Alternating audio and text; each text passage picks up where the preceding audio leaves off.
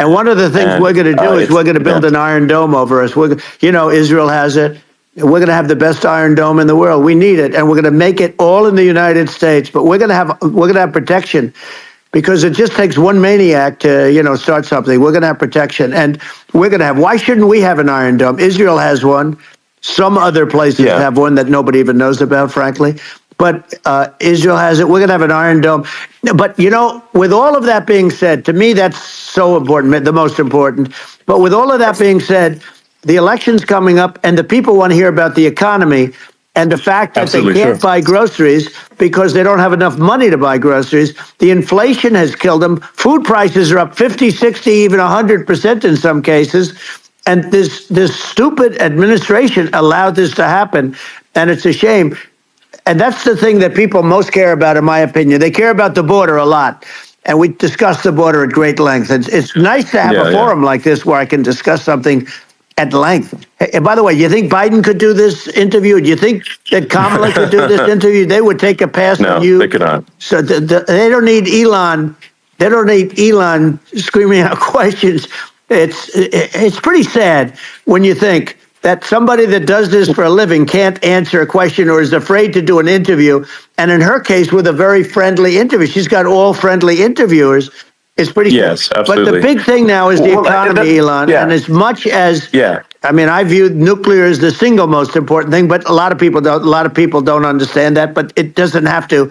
If I understand it, that's all you need. Because if I was president, you're not going to have that kind of a problem. But the thing that they really is making them angry is what Kamala and Biden have allowed to happen to the economy. It's a disaster with inflation. The inflation, it doesn't matter what you make. The inflation has eaten you alive. If you're a worker or if you're just a middle income person, you can't afford. 4 years ago, 5 years ago, people were saving a lot of money.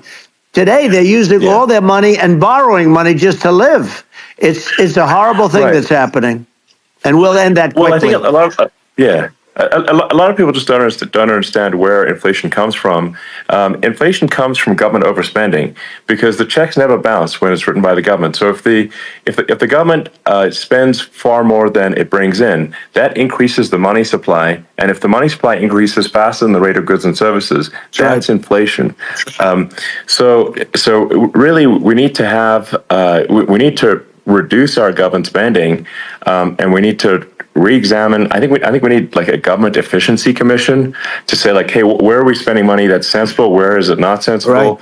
And we need to live within our means. We're currently adding, I think, $1 trillion to the deficit roughly every 100 days. That's right. And the interest payments on the national debt have now exceeded the defense budget. It's on the order of $1 trillion. It's interest, and it keeps growing. I rebuilt our military, largely rebuilt our military. Did a great job on it, which was so important. We had jets, we had fighters that were and bombers that were 70 years old, and we did a great job in that. Then we gave $85 billion of it back to Afghanistan, if you can believe it. We gave them $85 billion. They're one of the largest sellers of military equipment in the world. They're selling what we gave them. That was one of the most embarrassing days in the history of our country. But if you think about, let's go back to the economy. We have to bring energy prices down. Energy started at the price of gasoline. Now, your cars don't require too much gasoline, so you have a good, and you do make a great product, I have to say. I have to be honest with you. That doesn't mean everybody should have an electric car, but these are minor details. But your product is incredible. But the gasoline, Elon, is the cost of energy. Not only gasoline, it's the cost of heating your house and cooling your house. That has to come down. It's gone up 100%, 150, and 200%, and that has to come down. When that comes down, and we're going to drill, baby, drill. They stopped drilling, and then they went back to drilling because they went back to the Trump policy. But if they won the day after they get into office, this country will go out of business because they're going to go to an energy policy that's not sustainable. Wind and different things.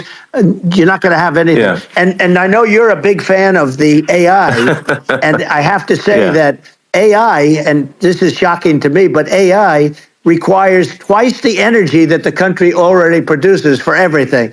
So you're going to have to build. We're going to have to build a lot of energy if our country will be competitive with China, because that's our primary competitor for this on the AI. You're Sure. going to need a lot of electricity. You're going to need tremendous electricity, like almost double what we produce now for the whole country, if you can believe it.